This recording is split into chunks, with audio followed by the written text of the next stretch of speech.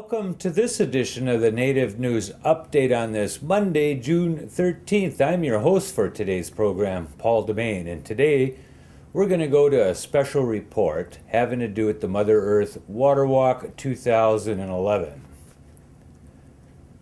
The Mother Earth Water Walk was one of the most inspiring events that many people have had a chance to observe in some time. While envisioned by Anishinaabe Quay Josephine Mandamin of Thunder Bay, Ontario, and several other Native women as far back as a decade ago, the Mother Earth Water Walk 2011 was by far the most intense adventure to date. Since 2003, Mandamin, with helpers from across the globe, walked each one of the Great Lakes in the St. Lawrence Seaway, and now from all four directions of North America. The photos and events can be found at www.motherearthwalk.com and much more extensive postings at the Water Walk 2011 Facebook page, where you can review the results of their efforts. Launching the walk this year was the Western Doorway from Aberdeen, Washington, after filling a copper vessel with salt water from the Pacific Ocean. The walkers at times, one or two individuals, and then expanding to dozens at times as they approached and moved through several reservations, walked across the states of Washington, Montana, North Dakota, Minnesota, and into Wisconsin to the Bad River Reservation. After launching the Western Walkers, Josephine Mandamin went south to help Sharon Day fill a vessel to carry the salt water from the southern route. The southern route was launched 1 year from the Great Gulf oil spill of 2010, and so 1 year later, on April 20th, 2011, from Gulfport, Mississippi, the water left the Gulf and traveled through Mississippi and Tennessee during a time period when, on one day alone, over 100 tornadoes touched down in the south, but the water walkers saw only sunlight while their friends texted them to get into a shelter. Soon after, walking through Arkansas and into Missouri, the walkers had to contend with flooding all along the Mississippi River and roads they were following north. From Missouri into Iowa and southern Wisconsin, the walkers moved along, now picking up supporters closer to home and from greater awareness as news of the walk became public. On May 7th, the eastern direction filled its copper vessel with salt water from the Atlantic Ocean, and with great fanfare from supporters and a wonderful send-off from Bangor, Maine, the Eastern Water Walkers got started.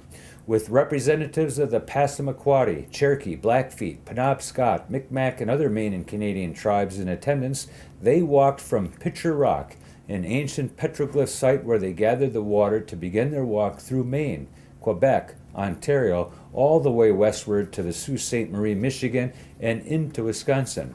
The final leg of the four directions was begun on May 21st from Churchill, Manitoba. A train that runs from Winnipeg to Churchill, there is no road into Churchill, was stalled somewhere along the way by a washout of a railroad bridge.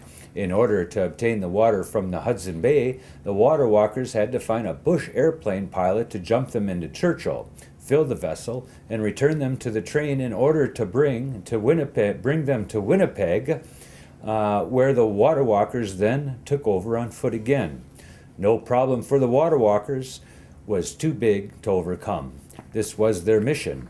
From Winnipeg south into Ontario and then into the United States at International Falls and south through Minnesota to Wisconsin, the copper vessels continued their journey. At this point, the Western Water Walkers waited for the Northern Walkers in Duluth, Minnesota, in order to walk together. A few days later in Wisconsin, the North and West Walkers met up with the Southern Walkers at the Lake Superior Visitor Center near Ashland, Wisconsin, where all three vessels were carried into the Bad River Ojibwe Reservation and the old Odena Powwow grounds, where they rested a bit, heading east to their final destination the next day. The Eastern Walkers met them at the Three Fires Meday School on Highway 2, just east of the Bad River Reservation, where a celebration, feast, and dance were held on Saturday, June 11th, and ceremonies were conducted as all four water-carrying copper pails and walkers were now together.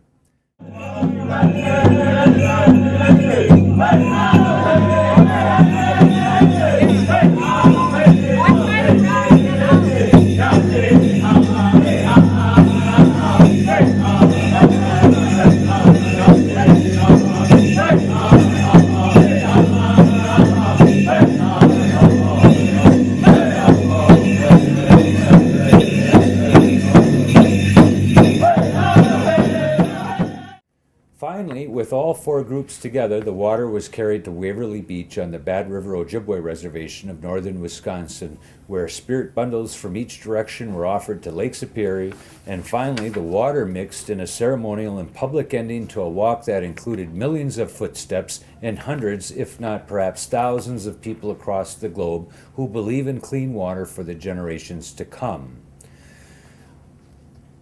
Our thanks to the Water Walkers, Bad River Ojibwe Tribe, Three Fires Society, and many others throughout the globe who assisted IndianCountryTV.com and News from Indian Country in covering this event. Your support and advice, tolerance of the cameras was greatly appreciated by us and thousands of viewers across the world who joined with you and us in tribulation, prayer, contemplation, and support of the efforts of the Water Walkers. Miigwech. You can find more information on the Mother Earth Water Walk at motherearthwaterwalk.com, the IndianCountryTV.com digital library, and in Facebook at Waterwalk 2011. And that is the latest roundup of news from Indian Country on this edition of the Native News Update. Thanks for joining with us today. Miigwech.